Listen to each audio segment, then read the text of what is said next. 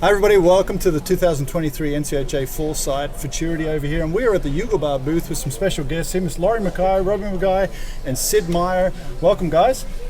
Thank you, great to be here. So, thank you, Mark. It's been a great show for you guys already so far. Not just the Yulgilbar horses advancing, but old Robert here getting back into the finals again, the legend himself. Old Robert. So, what did we say that you guys were? Well, I've named us all the geriatric cutters because we're all over 65, but the men are objecting to that. Yeah, I've taken offence at geriatric. To that. There's got to be better words. He must be called the masters. The Masters. Yeah, I like the Masters. Do you? Yeah, Okay, yeah, I like I'll too. take that. Yeah, I'm not in that equation, but you guys definitely are. Yeah. So, talk a little bit about, Sid, the history of Yulgilbar. It's legendary. I mean, we all hear about it in the States as well, and so many of the people from the States have come over and visited the ranch, the station. Tell us a little bit about Yulgilbar. How did it all come about? Well, thank you. The Yulgilbar group, Yulgilbar Station and Yulgilbar Quarter Horses were built in the Northern Rivers area of New South Wales on the Clarence Valley.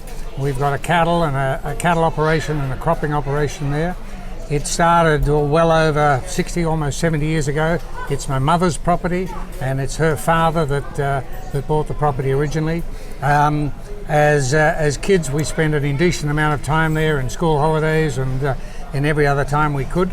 Over a period of time, we began to breed the Santa Gertrudis cattle and the quarter horses, originally born on the King Ranch bloodlines, but over many years, and now our bloodlines have expanded substantially. We're fortunate in being able to get really great access to great bloodlines in Australia and overseas.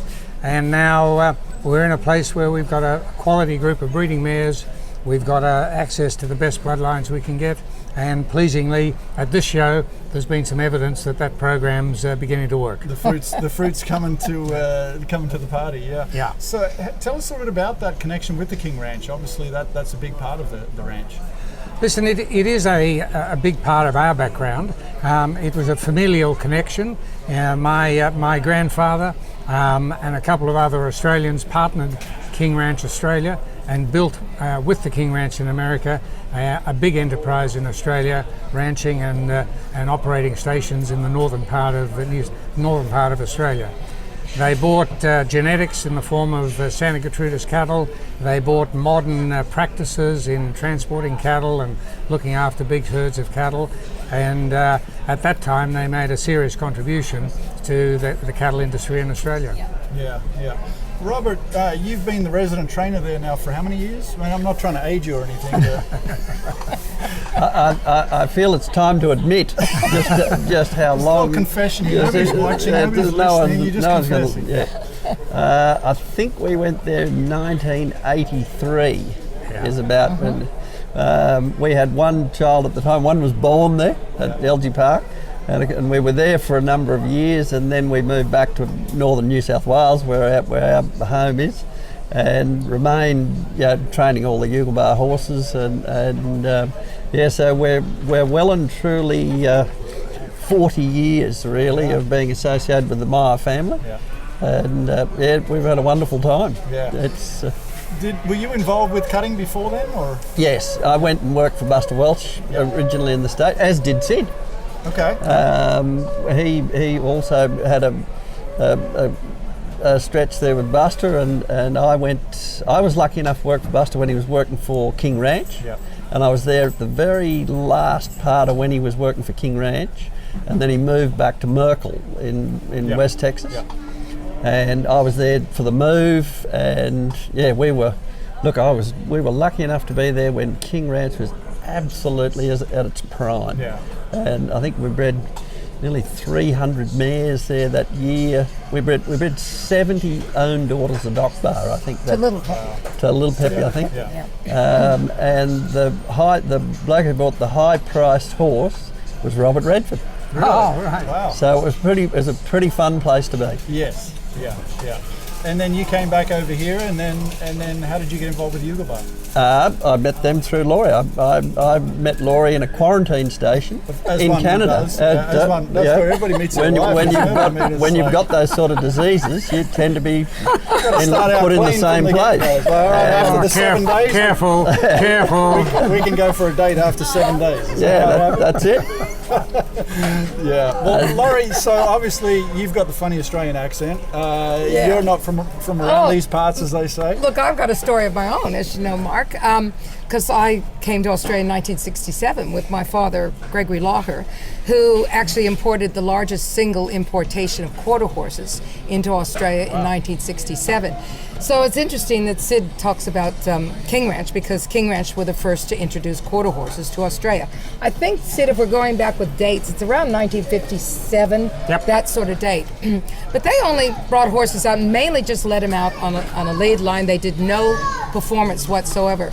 So it was my father that sort of introduced Western performance horses into Australia back in 1967. The whole story is actually in my sister's book called A Good Hand, and it tells all the stories. All this, got to take an opportunity while you can, Mark. It's a good read. And anyway, it is an interesting story. Yeah? So I have lived in Australia since I was 12 years old and gave cutting exhibitions with my father, introducing cutting horses, Western riding to Australia. And then I met this guy in a quarantine station, and I've been married ever since for 43 years. 43 years to a cutting horse trainer. Wow. So that's a pretty good record in itself. That's some kind of record in itself. That's That deserves a buckle. I know, right? They make a buckle for that. deserves It's like a Hall of Fame, a marriage Hall of Fame. I think one for him more than me, but anyway. Well, and it's, That's I mean, great. so just, I mean, those two pieces right there, without those two pieces, cutting may not be where it's at right now. Well, and I've known Sid since about 15 years old when Cloverleaf Stud did the first cutting horse exhibition at Sydney Royal Show, which was really the big launch for cutting horses. Sid and my father and his mother were stabled with the King Ranch horses in Block A and that's how I met Sid as a kid. So we've been riding together, known each other that far back. Etched in memory. That's Wonderful memories. There you go. And, so that's how it all weaves it's a long time, but it's been a great time. Great time. So you've talked a little bit about the transition over the years, you know, from the more traditional bloodlines and things, and now we're, you know, there's more importation, the frozen semen, you know, that now being a big factor over here. How has that changed some of the program at Yulgilbar? Well, we used to own a stallion called Playboy Roy. We had wonderful experiences with him, and he became, you know, I think probably one of the iconic stallions in the country.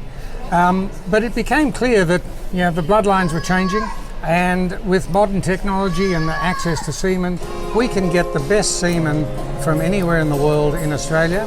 A lot of it's here already now, and we decided some time ago that the dam side was the really important side in the breeding process, and so we focused on getting performance winning mares and proven mares as part of our mare battery.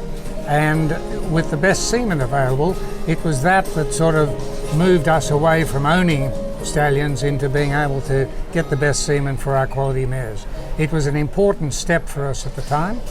We laboured buying another stallion, but we elected not to do so and focus on the dam side of our breeding horde. And I think that's something, I mean, obviously we always see the Yulgilbar name in draws and finals, and I mean, it's just that those bloodlines are just so strong and a big part of the foundation of this industry over here. But now we're starting to see, you know, the results of those first imported semen crossed on those good mares, and now they're reproducing, and so we're kind of going through that second cycle now, I think, a little bit from what I'm seeing, and it seems to be really working over here. It feels a bit more like the third cycle, actually. But you're right. I mean, we've been fortunate. We've got, as I said, we've been fortunate to get some good proven mares behind us. We've been fortunate to be able to get the access to the semen. And, you know, we've been fortunate to have Rob and Lori and others with us to be able to bring that out and to develop that, because, you know, they're only horses when they're bred. You know, they've got to be ridden and proven and developed and brought along, and that's really important too. Can I just add to that story? So Sure, I'm not going to say no. You don't dare. I've been around Lindy Birch. I know how to handle these things. Hey, Lindy. So Robert, the mare that he's co-won the aggregate of the fraternity on, is a mare called Yulgilbar Made To Roc, and her mother is Roc N Roy, who won the NCHA fraternity, and That's she right. is a Playboy Roy mare, won the NCHA fraternity, and of course she's by hashtags. Yeah. So that's a great connection Yeah, there. great there you connection. go. That's how it's all mixed in. Yeah, I was going to get to all that Yeah. later, but now that you've brought it up. So, Rob, let's talk about that, because I only had a brief introduction to cutting over here in Australia before. I was at Elliston for a couple of years, showed here, and then basically went straight to the States. So I wasn't around it for very long over here. But one thing I always remembered was like watching you show, and it was like just a whole different level. And I know everybody even back then was looking up to you. And now seeing you come back here, I know it's been a few years since you've made the finals, but seeing the response from everybody, even though we're talking and stuff, people coming by congratulating, it's got to feel good for you to get Yeah, back no, into that. it's a bit of fun. Great to be get back in the finals, and yeah, lucky to have a horse of that quality at this stage in my life, I suppose. Yep. And really excited about it. Yeah. What are some of the changes you've seen over the years, obviously, just in this sport? With the, what are some of the things that really stand out to you with what's changed? Oh God, I suppose I've been in this thing for so long. We laugh about all the things that have. We've seen the invention of mechanical cows. There are guys here that have never been without it. The introduction of round pens, Horse walkers? the horse walkers. There's just so many different sides to it. I reckon watching it now, the quality of the training has never been better. I think the breeding of the horses that we ride, I think it's probably partly brought about by the quality of the horses everybody's riding, not just some of the people, has drawn the bottom level up. We used to have a real tail. We don't have much of a tail anymore, and the ridiculous level is over with you, of course. And even I was talking to Johnny this year, the level that was at the Futurity this year was from the semi-finals was just 60 odd horses there that didn't miss a beat. Yeah. Well, and I think it's like you touched on earlier that everything has gotten better. Everything's also gotten more accessible, going from the semen, the mares, the embryos, but also the accessibility to go watch. Like these guys are over here watching, obviously on CHC live scoring or whatever it might be, but they're watching those guys and they're talking to those guys and they're coming over and staying with those guys and working with those guys, and vice versa. Johnny still comes back here, and I just talked to Jason Leach, and he's told me what a huge impression Johnny's made on him, over the years, and I think that's all kind of come together to what now we're seeing the quality. And it's like, we used to, even in the States during the Futurity, and I sat here and watched most of the go-rounds the other day, we used to always see some horses that you just like, why is that horse even here? And you're not seeing those ones anymore. Every horse that's going down there is legit and has a chance to get through a run and mark a decent score and get to the next finals. And that's, I think it's just awesome for the sport. Can I just also add that how lucky have we been that Roger Wagner has moved back to Australia. When Robert said the training's come so much better, Roger goes and coaches on these young trainers all over Australia and giving lots of clinics and all that sort of thing. Well, my God, how fortunate has that have been? So if you want to talk about the training, we've got in Todd Graham, now he's cut down on horses and he's doing more coaching and things like that. So that is why this is all improving. Yeah, and I think it's a rumour, I got to ask Rog, but I think all the other trainers chipped in and got him that plane ticket to get the heck out of the States. They wanted him gone. But he came back. He did come back. Yeah. Well, I think there's something with his passport, I'm not sure. But anyway, it's good that he's back here. Keep that alive. That's good. And I've got to say that Rog comes to the shows and he supports the people that he coaches. He's been out at the blocks. He's been out there at 2:00 in the morning helping this particular trainer that he's been helping. I mean, that to me, that means a lot, and how lucky we have somebody of that caliber back helping us. Yeah, and I think he's really enjoying it. I was talking about it the other day, and he's really kind of enjoying the fact that he's helping some of the young guys, and he was doing that over there. I mean, I went and rode with him and a bunch of other kids, and stuff, and they'd go ride with him and learn from him because he explains things. He's so a well. very good coach. Very good coach. But no, you're lucky to have him back here, and I think just the level of competition over here from what we're seeing, I mean, it's getting closer and closer, and I think it's great to see, and in part because of the dedication from Yulgilbar, obviously, on the bloodlines and that side of things, but You wouldn't have to work a mechanical cow too much up there, No. would you? You got plenty of fresh cattle. I'm a bit lucky these days, no doubt about that. You've sort of got to get stuck in and make sure they will work one when you get to the show. But we probably don't do a lot of flagging. I bet you have a They lot do of a friends lot that come more. ask, can I come work? Can I come and work? Yeah. Come try this horse. They do more ranching. Well, the problem with than Roger cutting. Wagner when he comes is he wants to shoot pigs. He doesn't want to coach It's difficult to get him to come to the arena. He's gone pigging.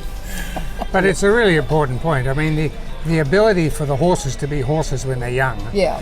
is such an important fortunate. part of the way they develop later on. We often say we show our work horses and work our show horses, and all of the horses have been worked out in big paddocks, with ropes and with shock whips and with dogs and large herds of cattle, and it's the making of them. And we're very lucky to be able to do that. Yeah, and I think a great example of that is recently in America, Gary Belafonte Metallic Ray Mink. I mean, that horse, Yep. he was a ranch horse, Yeah. and it showed. That's I mean, what Bluey is. Yeah, and so they have that foundation, and I think you're right. It leads to. Oh, we're very fortunate people. Yeah, We're doing very that. fortunate. So, yeah. What has it meant for you guys to have some of the American people come out? Like Paul Hansman's just recently out here. Yes.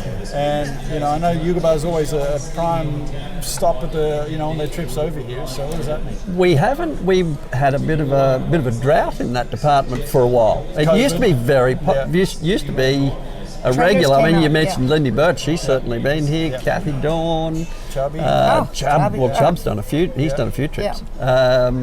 So there's been so many of them. Well, Matt Gaines and Phil Rapp judged here one year. I think Fahrenheit has been out and judged. There's been a lot of guys come. Yeah. And we were regulars on the school thing, and for some reason we sort of seemed to pull up for a while, and that was fantastic to get Paul Hansmer out here, and I think it just fitted in with his program, and he had a tremendous trip. He covered. He's still talking about it. He I know. covered. He's always He wanted did to cover come. some Yeah. country. Yeah.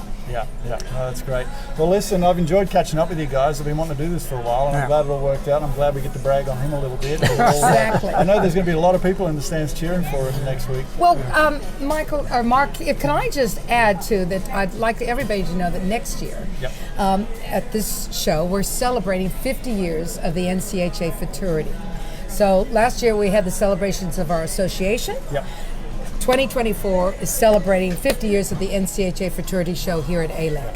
Now, if I can say to your viewers or whatever, God, we'd love some of the American guys or Aussie/Americans or whatever to come out, support the show. I'm sure there'll be some catch rides or whatever. But what fun would that be to have, that support at that celebration show next year, 2024, NCHA Fraternity celebrating 50 years. Well, we'll definitely be spreading the word over there, and like I said, I've got some other ideas too that we're working on too to kind of help out with that. Excellent. And if they can't be here in person, maybe in spirit. Yes. I think that's going to be great, and that's a testament to how strong this association's been throughout the years. And I mean, 50 years is nothing to shake a stick at. No, So we're very that's great. proud. Yeah, We're yeah. very proud. Well, listen, we're going to get back to the action here, so we'll let you get back to it. And I'm sure Rob's probably going to go work a horse or something. Work a flag on something. He just needs to keep Well, in the take a groove. nap in the afternoon.